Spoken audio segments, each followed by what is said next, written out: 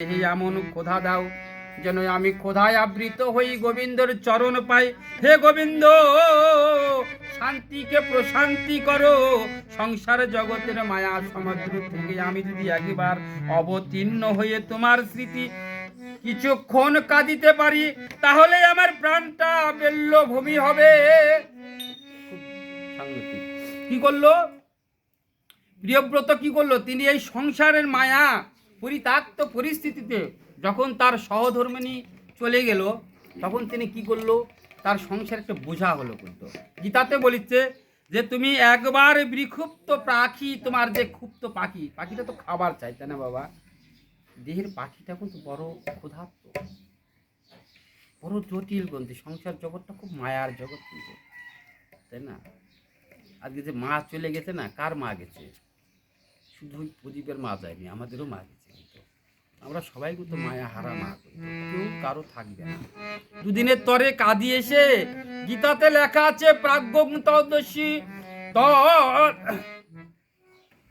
ত্রদোষী প্রাজ্ঞ পরোক্ষ সংসার জগতে কামনা বাসনা পরিত্যাগ করো। পরের সংসারে তুমি কেন মায়া করছো? তোমার আপন বলিতে শেষের বেলায় কে থাকবে, তাহাকে তুমি একবার ডাকো। হে গোবিন্দ, বিলাবস্য সংসারে কেন মায়া একবার বশীভূত হও না? তুমি কেন আমার চরণের দাস হও না? প্রিয়ব্রত কি করলো? তিনি সংসার ছেড়ে তিনি মন্দিরে চলে গেল। হ্যাঁ, তিনি সংসার ছেড়ে মন্দিরে যখন যাবে, তার একটি দোষ ছিল কি? তিনি মন্দিরে প্রাজ্ঞে 3 বেলা সেবা নিত। বৃন্দাবনে এক মন্দিরে যে মনে করলো বৃন্দাবনে মন্দিরে গেলে হয়তো মন্দিরে একটু পূজারীর ফুল টুল তুলে দিলে হয়তো আমার আর এই জগতে সংসারের মায়ায় আর কাঁদতে হবে না, তাই না? দেখেন ঘটনাটা কিভাবে, এটি গীতা থেকেই করতে ঘটনাটা বার হয়। দেখেন এটি লেখা আছে, নিদ্রা কামনায় যোগ সর্বাঙ্গ পূর্ণ পুরুষোত্তম।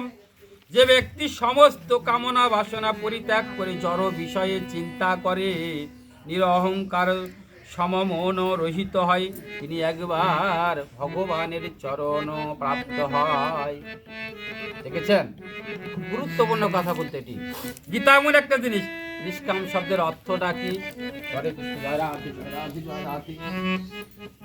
দেহের মাঝে আপন কেউ রবে না, গোবিন্দ সঙ্গ বিনে